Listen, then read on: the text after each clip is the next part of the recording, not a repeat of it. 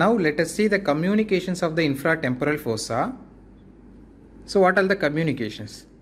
If you see here, you can see the orbit here. Within the orbit you can see there is a retard shaped opening, that is a superior orbital fissure, and below that can you see an opening here between the lateral wall and the floor of the orbit. This opening is the inferior orbital fissure. So this inferior orbital fissure, if we probe through the inferior orbital fissure, we can see that is coming to the infratemporal fossa. So infratemporal fossa is anteriorly communicating to the orbit through the inferior orbital fissure. Alright. Then medially we can see the lateral pterygoid plate here and the maxilla anteriorly. Between these two bones, maxilla and pterygoid, there is a small opening. This opening is called as a pterygomaxillary fissure. This opening is the pterygomaxillary fissure, and through the pterygomaxillary fissure we can see a space inside that. That space is the pterygopalatine fossa. Okay. So this opening is the pterygomaxillary fissure and the space inside that is the pterygopalatine fossa. So medially the infratemporal fossa communicates with the pterygopalatine fossa through the pterygomaxillary fissure, and above, that is superiorly and laterally, okay, superiorly and laterally the infratemporal fossa is communicating to the temporal fossa through the gap between the zygomatic arch and the side of the skull. So through this gap above and laterally the infratemporal fossa is communicating with the temporal fossa. Above and medially, if you just tilt the bone, you can see the roof of the infratemporal fossa, which is formed by the greater wing of the sphenoid, where you can see there is a oval shaped opening here. If I probe through the opening, can you see that it is opening into the middle cranial fossa? So what is this opening? This is nothing but the foramen ovale. Okay, fine. Just behind the foramen ovale, you can see one more smaller opening here. This smaller opening is called as the foramen spinosum.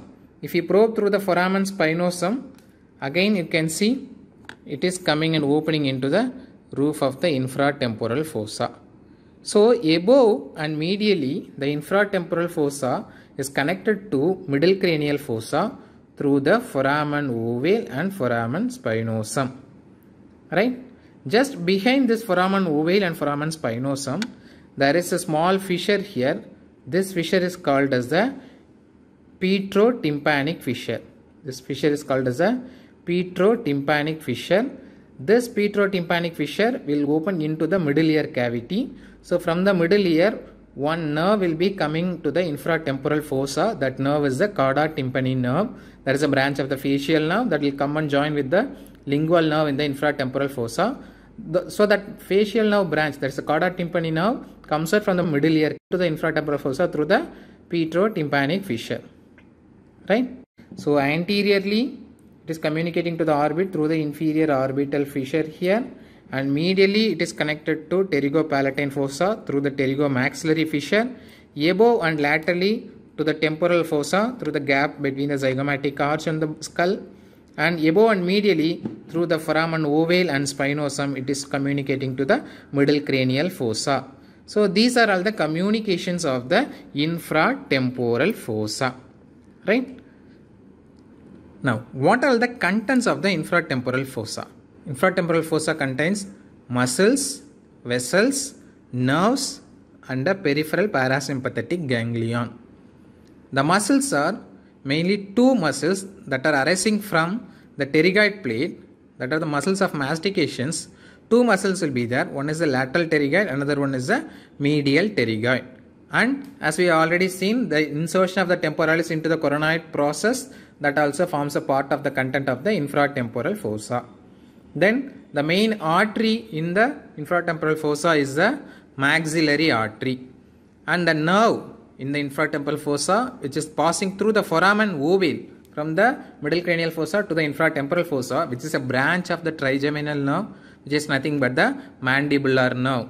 and its branches will be seen in the infratemporal fossa. Then a vein will be there. Actually, that is not a single vein. It will be present in the form of a plexus around the lateral pterygoid muscle. So that plexus of vein is called as the pterygoid venous plexus. That we have already discussed in the facial vein communications. Right.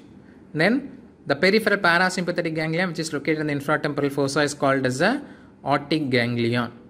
Right. So these are all the contents of the infratemporal fossa. Thank you.